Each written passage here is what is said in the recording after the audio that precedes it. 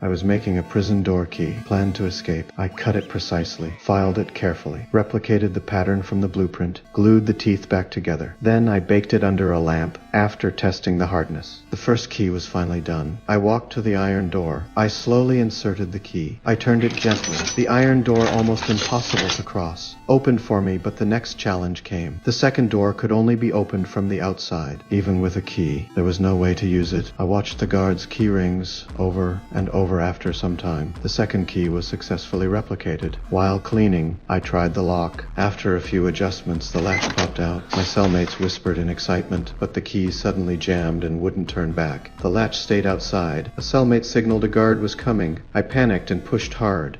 The wooden key snapped. I quickly removed the broken piece, but the latch stayed outside. After the guard left, I hammered at the lock frantically, but it didn't move that evening. I lay in bed, tense, me heart racing. The warden came to lock the door. He sensed something was wrong, but couldn't figure it out.